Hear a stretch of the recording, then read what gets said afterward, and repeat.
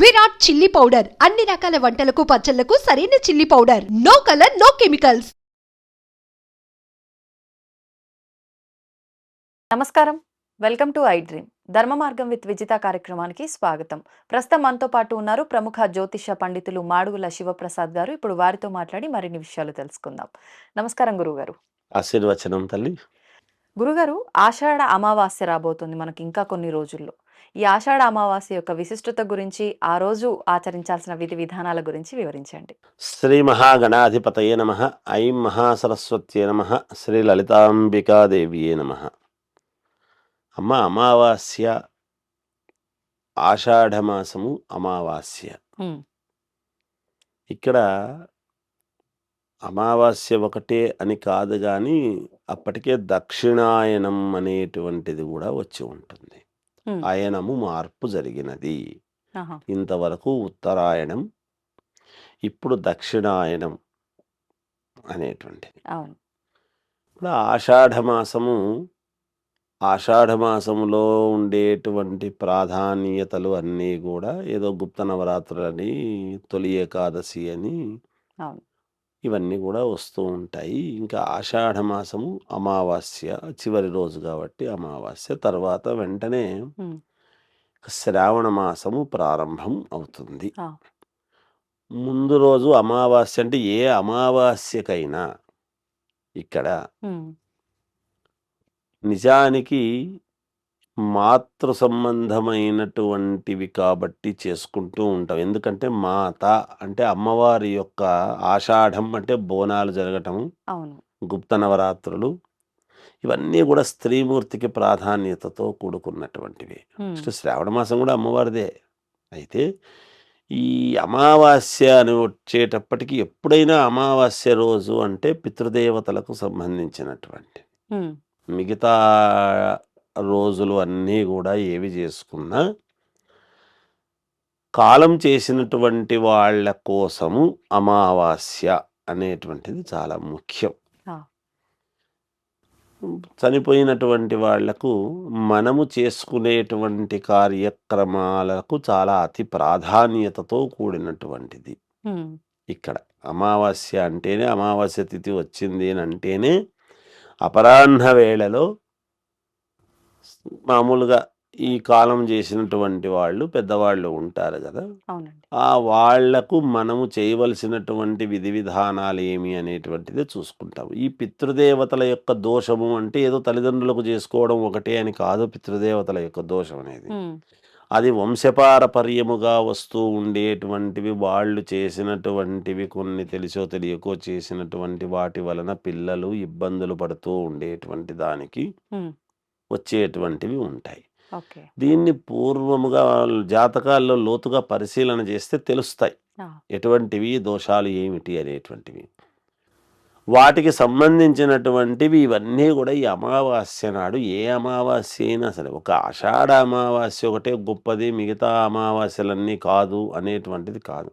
నా దృష్టిలో ఏ అమావాస్య అయినా అమావాస్య నిజానికి మనం ఏదో చెప్తూ ఉంటాం, ఇది అన్ని వందల సంవత్సరాల తర్వాత వచ్చింది, ఇన్ని వందల సంవత్సరాల తర్వాత వచ్చింది, ఏదో గొప్పది. అన్నీ గొప్పవే తల్లి. ప్రపంచంలో మనకు ఉండేటువంటి రోజులలో భగవంతుడు మనకు 365 రోజులు ఇస్తే ఏది గొప్పది కాదని చెప్తాము, ఏది పనికిరాదని చెప్తాం. చేసుకునే కార్యక్రమాలను బట్టి దేనికి ఏది అని మనం నిర్ణయించుకుంటాం ఎప్పుడు కూడా. దాంట్లో భాగంగానే అమావాస్య నాడు పితృదేవతలకు సంబంధించినటువంటివి ఏదైనా ఎవరికైనా బ్రాహ్మణులను పిలిచి కాస్త తర్పణ వదులుకోవటము, వాళ్లకు కాస్త అపరాహ్న వేళలో 12 గంటలు దాటిన తరువాత ఇలా ఆకాశము నుండి చూస్తూ ఉంటారు, మన కోసం ఎదురు చూస్తూ. వీడు నాకు ఈ రోజు కాస్త నువ్వులు నీళ్లు వదిలిపెడతారు, వదిలిపెడితే ఆ నీళ్లు ఎన్ని నువ్వులు బొటనవేలుకు అంగుష్టం, ఈ బొటనవేలు ద్వారా ఎప్పుడైతే మనము వదిలిపెడతామో అన్ని వేల సంవత్సరాలు మా పిల్లల్ని బాగా చూడండి అయ్యా అని వాళ్లకు చెబుతారు దేవతలకు అని శాస్త్రం. అందువలన ఈ పితృకార్యక్రమాలు చెయ్యాలి, చేయకుండా ఉండటానికి లేదు. ఎన్ని ఇబ్బందులుండినా కాస్త బొటనవేలుకి నువ్వులు అద్దుకొని ఆ తండ్రిని, ఆ పైన వాళ్ళను 3 తరాల వాళ్ళని ఎప్పుడైతే మనము తలుచుకుంటామో మన 3 తరాల వాళ్ళు బాగుండడానికి, మేలు జరిగేదానికి అవకాశాలు ఎక్కువ. గురుగారు ఇప్పుడు అందువలన చేస్తాం. ఎక్కువగా ఈ కార్యక్రమాలన్నీ మగవారే చేస్తుంటారు. ఇప్పుడు మగ సంతానం లేని తల్లిదండ్రులకి మరి ఈ కార్యక్రమాలు ఆడవాళ్ళు చేయొచ్చంటారా? ఆడవాళ్ళు తర్పణ విధి వదులుకోవచ్చు, చెయ్యొచ్చు అని అంటున్నారు గానీ అలా లేదు శాస్త్రములో. హ్మ్. అట్లా లేదు. ఆహా! అందుకనే మనం ఎన్ని సరే ఆడవాళ్ళు చెయ్యొచ్చు, హ్మ్. మనం ఏదో ఆడవాళ్ళ మెప్పు కోసం చెప్పటము, పురుష సంతానం ఉండేటువంటి వాళ్ళు ఉంటేనే ఆడవాళ్ళు మాత్రమే ఉండేటువంటి వాళ్ళకు మరి పరిస్థితి ఏమిటి అంటే, ఆ! మనము శాసనాన్ని తిరిగి రాసేటువంటి వాళ్ళం కాదు. శాస్త్రాన్ని మన బుద్ధి పుట్టినట్టుగా మార్చుకోవటం అనేటువంటిది కాదు. అవును.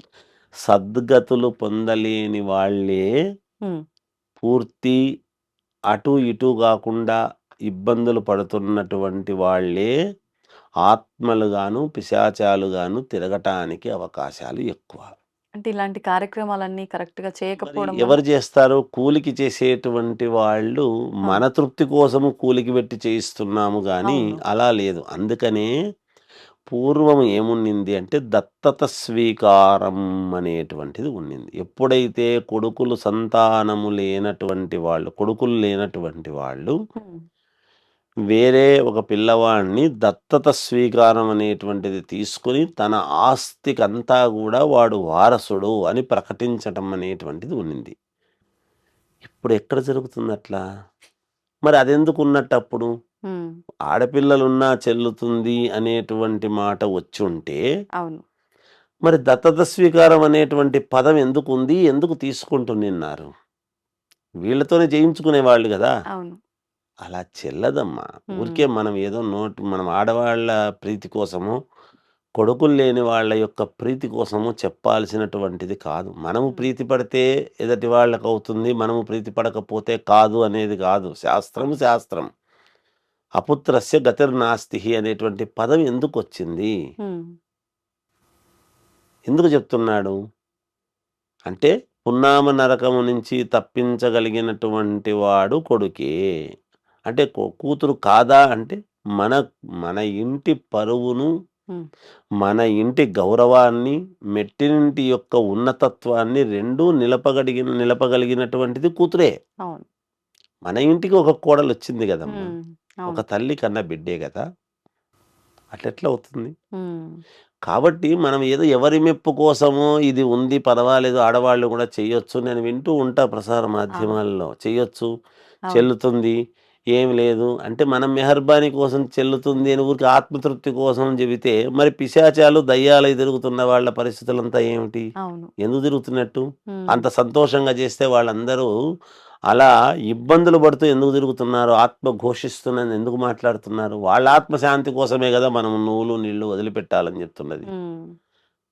అది మరిప్పుడు మీరన్నట్టు నిజంగా అలా పుత్రుడు లేక ఇలాంటి కార్యక్రమాలు కొంత వేరే వాళ్ళతో చేయించి, లేదంటే ఆడపిల్లలు చేసో, అసలు సరిగ్గా చెయ్యకో ఇలా మారిపోయిన వాళ్ళ పరిస్థితేంటి గురుగారు? అదే వాళ్ళకెలా గదా! శాంతి ఆత్మలు పిశాచాలై తిరుగుతూ మరి వాళ్ళకి ఉంటారు. శాంతి ఎలా లభిస్తుందంటారు? జరగదు శాంతి జరిగేటట్టుంటే ఆత్మలు పిశాచాలుగా ఎందుకు తిరుగుతారు? హ్మ్. అది వదిలేయటమే దానికి మనం. వాళ్ళు చేసుకున్నటువంటి పోయిన జన్మలో చేసుకున్నటువంటి పూర్వజన్మ ఓహ్!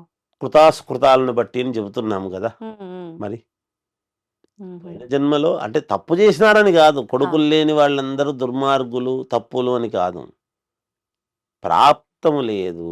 హ్మ్. ప్రాప్తం అనేది ఉండాలి.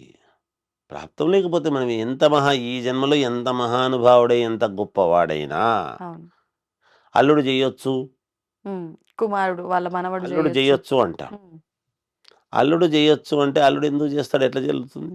హ్మ్. అల్లుడు కొడుకుతో సమానము అంటున్నాడు. ఇప్పుడు ఆవు బ్రాహ్మడితో సమానము అన్నారు. బ్రాహ్మడావుతో సమానం అంటే? హ్మ్. రెండూ ఒకటే గదా! వీడిని తీసుకుపోయి పశువుకి గడతామా? పశువుని తీసుకొచ్చి మనం దీనికి గడతామా? రెండిటికి తేడా చెప్పండి. ఎలా అయినా ఒక్కటే గదండీ! 31వ తారీఖు నుంచి 1వ తేదీకి ఎంత దూరము, 1 నుంచి 31కి ఎంత దూరము, రెండూ అదే గదా! అన్ తిరగతిప్పితే ఎంత దూరం ఉందో అంత తేడా అవును. వస్తుంది. అవును. మరి అందుకని ఊరికే అనుకోవడానికి కాదమ్మా. హ్మ్. అలా చేస్తే చెల్లుతుందని మనం ఊరికే మన తృప్తి కోసము చేయించుకుంటున్నారు తప్ప, హ్మ్.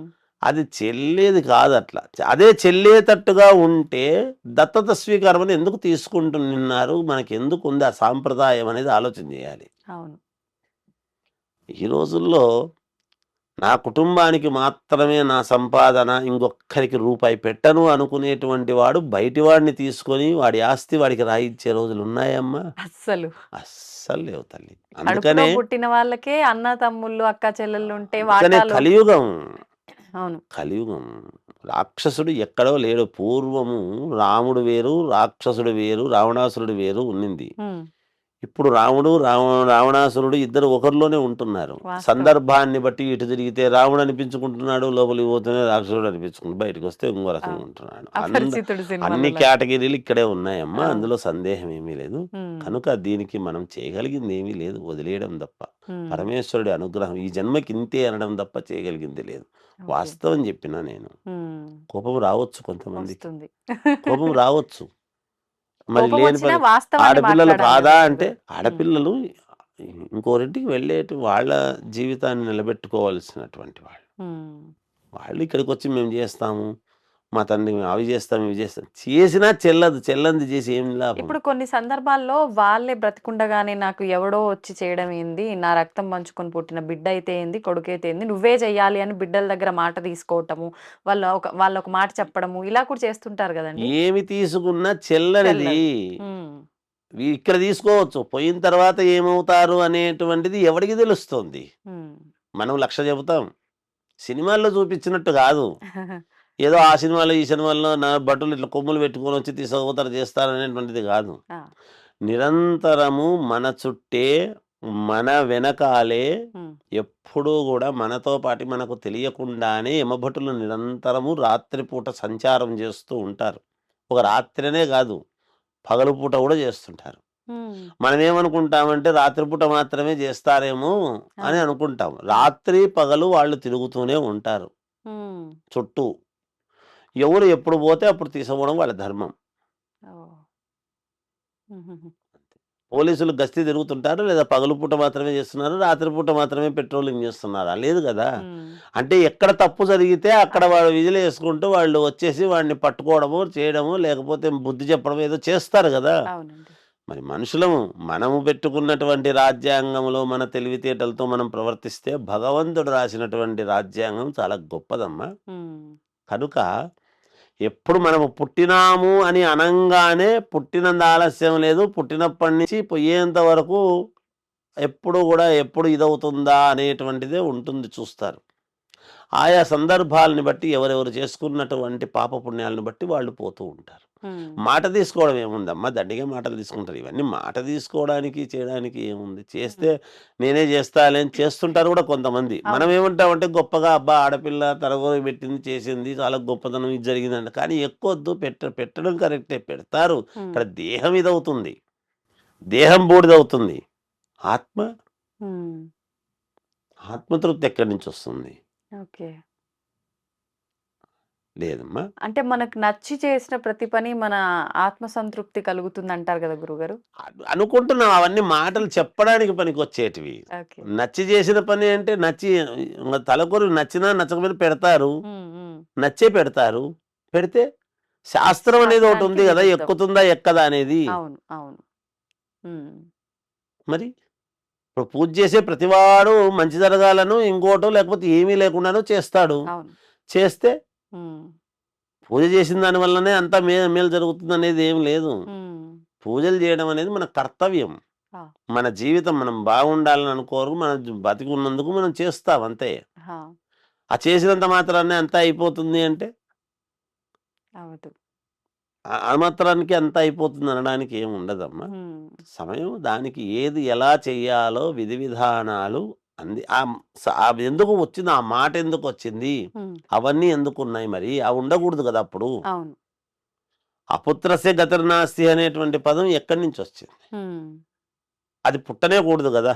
అవును. పుట్టింది అంటే అదొకటి ఉంది అంటే దాంట్లో ఏదో మర్మం ఉందనే కదా దానర్థం. అంతే అండి. ఆ మర్మం ఏమిటి? హ్మ్. దాని గురించి ఏం జెప్పాలి? హ్మ్. మరి లేని వాళ్ళ పరిస్థితి అంటే? అంతే, ఏం చేయలేము దానికి. ఏం హ్మ్. చేస్తాం? ఇంక లేదు అని అడ్డుపడడం మనమే లేదు. అనుకుంటున్నప్పుడు ఇంక లేని దాని గురించి ఆలోచన ఎందుకు? అవును. మరి ఎలా పోతే అంటే అంతే, ఏం చేస్తాం?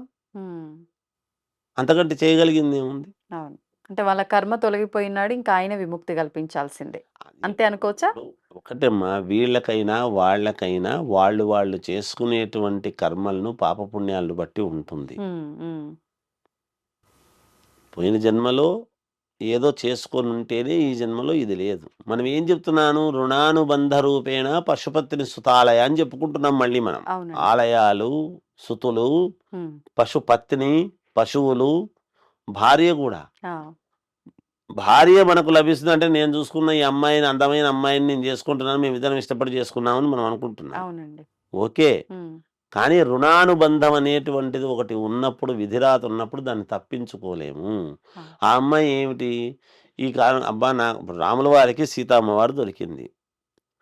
దొరికినప్పుడు ఏమిటి అంటే వాళ్ళు ఏమిటంటే ఆమె సేవ చేసుకుంటూ ఉత్తమ ఇల్లాలు అనిపించుకుంది. ఉమ్, ఎంతమంది రాముళ్ళకి ఎంతమంది సీతలు దొరికినారు, ఎంతమంది రావణాసురులకు ఎంతమంది వీళ్ళు దొరికినారు అనేది మనం చూసుకుంటే, ఇప్పుడు ఆ శాస్త్రంలో ఏముంది? పోయిన జన్మలో ఏదో రుణము తీర్చాల్సిందంటే నీకు భార్యగా నీకు ఇదై వచ్చింది. నిన్ను పీక్క తింటాను అని వచ్చేటువంటి వాళ్ళు కొంతమంది, ఆ, కొడుకులుగా పుట్టి నిన్ను పీక్క తింటామనేటువంటి వాళ్ళు కొంతమంది, కూతుర్లుగా పుట్టి మిమ్మల్ని పీక్క తింటామనేటువంటి వాళ్ళు కొంతమంది. ఉమ్, అదేదో సినిమాలో చెప్పినట్టు ఎవరో శత్రువులు ఎక్కడో ఉండర్రా, మన ఇంట్లోనే మన చుట్టే ఉంటారు అంటే వాస్తవమే, అదేం తప్పు మాట ఏమి కాదు అది. ఆ, అది నిజమే. ఒకప్పటి శత్రువులే ఎక్కడ ఇప్పుడు. అంతే. అది రుణానుబంధం. ఉమ్, ఆ రుణం తీర్చుకోవడానికి మనం ఇప్పుడు సంతానాన్ని వాళ్ళను వీళ్ళను ఇదై ఆ రుణం ఉంటేనే వీళ్ళు మన మన దీంట్లోనే పుడతారు. ఉమ్, లేకపోతే ఎక్కడో పుట్టుండేవాళ్ళు. అవును. అంతే కదమ్మా! అంతే అండి. కాబట్టి దానికి చేయగలిగింది ఏం లేదు, ఇంక లేదు. ఉమ్, ఊరికే మనం ఏదో చెప్పుకోవడానికి, అందరినీ మెప్పుదల కోసము 4 మాటలు చెప్పి ఏదో మనం సరే అట్లయితే ఇదిలే అంటే దానికి చేయగలిగింది ఏమీ లేనప్పుడు ఏం చేయలేము అంతే దానికి. ఆ, కాకపోతే అలా వదిలేయకుండా ఎవరో ఒకరు చేస్తారు. ఆ, ఎవరైనా వదిలేస్తే ఎట్లా? అవును. కొడుకులు లేనంత మాత్రాన చనిపోయిన వాడిని తీసుకుపోయి అక్కడ ఇంట్లోనే అట్లే పెట్టలేరు కదా! పెట్టారు. ఎవరో ఒకరు ఆ కార్యక్రమాన్ని చేయటం అనేటువంటిది ఎందుకు? ఉమ్, ఇప్పుడు పక్కింటి వాళ్ళు, ఎదురింటి వాళ్ళు ఎక్కువసేపు మన ఇంట్లోనే పెట్టుకోలేము. అవును. ప్రాణం అనేటువంటిది ఉంటేనే అంతే. మనకు ఆవు పాలు, ఉమ్, ఆవు పెరుగు, ఆవు నెయ్యి, మరి ఆవు పేడ, ఆవు పంచితం అన్నీ పనికొస్తాయి. ఉమ్, ఆవు చర్మం వేసుకొని కూర్చొని మనం జపం చేస్తామా? చెయ్యమే. చెయ్యం. మరి పులి చర్మము, జింక చర్మము కూర్చొని కొన్ని చేసుకునే దానికి ఉంది అవును. కదా! ఉమ్, చిన్నతనంలో అవసరం అంటే గాడిద పాలు కొంచెం ఏదో సందర్భాన్ని పడతారు. గాడిద చర్మం తీసుకుంటామా? లేదు కదా! లేదు. దేనికి ఏది ప్రాధాన్యతో ఆ, దానికి అది ప్రాధాన్యత. ఓకే. అందుకని లోకో భిన్న రుచి అన్నాడు. ఉమ్, ఏమిటి? ఒకటి ఒకటి ఒకదానికి ఒకటి ప్రాధాన్యత, ఒకదానికి ఒకటి ప్రాధాన్యత, ఇంకోరికి ఇంకొకటి ఇది ఏదో ఉంటుంది. ఎవరి ఇది వాళ్ళది. అవును. అందుకని ఇవన్నీ కూడా మనం చేయగలిగింది ఏమీ లేదు. అంతవరకే చెప్పాలి. ఉమ్. పరిస్థితులను బట్టి కొన్నిసార్లు వెళ్ళాల్సొస్తుంది. కొన్నిసార్లు శాస్త్ర ప్రకారంగానే వెళ్ళాల్సొస్తుంది. అన్ని శాస్త్రం ప్రకారంగానే నడుచుకుంటాను. ఎవరు లేరు కాబట్టి శాస్త్రం ఏంటంటే అక్కడ ఆగిపోతుంది. అవును. అంతే. అక్కడ పరిస్థితులను బట్టి చేస్తారు. అవును. కానీ చేసిన దానికి శాస్త్రము మనము దానికి ఆపాదించడానికి లేదు. లేదు. శాస్త్రమో కాదు, జరిగింది జరిగింది అయిపోయింది అనుకుని వదిలేయడం తప్ప దానికి చేయగలిగింది ఏం లేదు. ఉమ్, శాస్త్రాన్నే నమ్ముకుంటే అక్కడ పని జరగదు కదా! లేదు, అవును. మళ్ళీ ఎక్కడి నుంచి వస్తారు? అందుకే దీన్ని దృష్టిలో పెట్టుకునే దత్తత స్వీకారం తీసుకునేవాళ్ళు పూర్వం. ఉమ్, ఉమ్, నాకు తలకొరువు పెట్టేవాడు కావాలా? అదే. ఆడపిల్లలు కూడా వాళ్ళందరూ అంగీకరించేవాళ్ళు. ఉమ్. నిజమే కదా! అంటే అప్పుడు అది శాస్త్ర ప్రకారంగా అలా జరిగిపోయే రోజులు కాబట్టి అందరూ అంగీకరించేవారేమో. శాస్త్రం ఎప్పుడూ అదే ఉందమ్మా. మనం ఉమ్. పాటించడం లేదంతే. ఇప్పుడు జరిగిపోయే రోజులు అవి కాదు. ఇప్పుడు ఆడపిల్లలు ఉన్నారనుకోండి, ఒక 1000 కోట్ల రూపాయల ఆస్తి ఉందనుకోండి, ఆ 1000 కోట్లు మాకే వస్తాయి కదా! ఆడపిల్లలము మేము ముగ్గురం మేము పంచుకుంటాము కదా! ఇంకోనికి ఎందుకు ఇస్తాము? నలుగురు ఉన్నారనుకోండి, ఓ నలుగురు ఆడపిల్లలు ఉంటారు.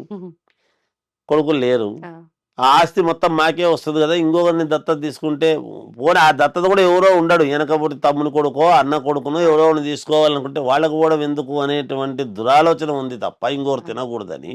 అవును. ఎట్లా? ఉమ్, ఎలా అవుతుంది?